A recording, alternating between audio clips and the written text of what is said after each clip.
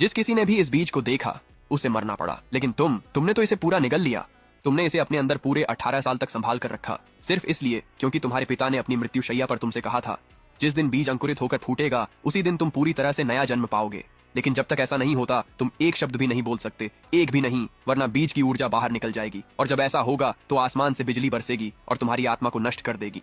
18 साल तुमने एक आवाज नहीं निकाली, सब तुम्हें जन्मजात गूंगा समझते रहे। उन्हें क्या पता था कि कल ही उस 18 साल की मियाद खत्म हो रही है। पर जैसे ही तुम पत्नी संग खुशहाल भविष्य के सपने देख रहे हो, जायदाद में कुछ ऐसा हुआ जिसने सब हिला दिया। हॉल के बीच मु लिंगशी गले पर तलवार टिकाए खड़ी है। उस लिन मो से शादी से बेहतर मरना है। लिंगशी सगाई तो दी तो लोग हमें एहसान फरामोश कहेंगे। मुझे फर्क नहीं पड़ देता, मैं उससे शादी नहीं करूंगी। मु होंगयुआन परेशान है।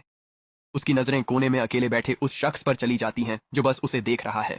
लिनमो दिखने में लाजवाब है, पर वह जन्मजात मूक और आध्यात्मिक जड़ विहीन व्यर्थ इंसान है। उसकी बेटी मु लिंगशी ग्रेड 6 की प्रतिभा है, जिसे लिंगशियाओ संप्रदाय के बुजुर्ग ने निजी शिष्या बनाया है।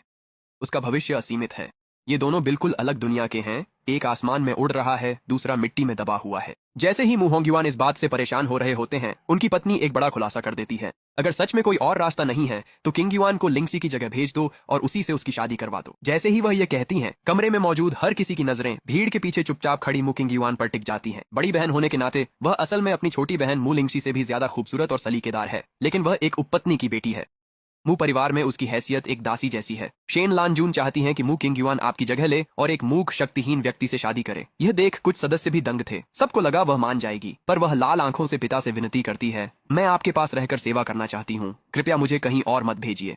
पर मु होंगयुआन उसके आंसू अनदेखा कर बोले, किंगयुआन, हमारा परिवार सदियों से पतन पर है। अब मु लिंगशी जैसी महान प्रतिभा मिली है जिस पर हमारा भविष्य टिका है।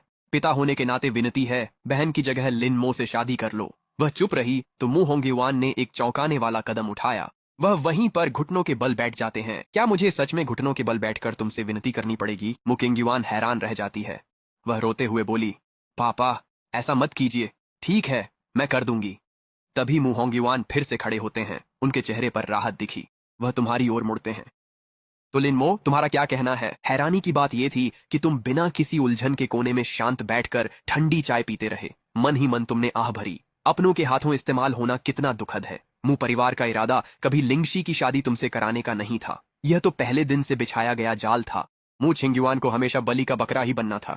हर एक कदम पहले से तय था और मु छिंगयुआन जितनी मासूम और भोली है उसी में फंसती चली गई। इतनी बेचारी लड़की, भला तुम कैसे चुपचाप खड़े रह सकते हो और उसे आग में कूदते हुए देख सकते हो? तो अगले ही पल तुम अपना कलम और कागज उठाते हो और एक ही पंक्ति लिखते हो, चाचा, छिंगयुआन को इस सब से गुजरने की कोई जरूरत नहीं है। मु परिवार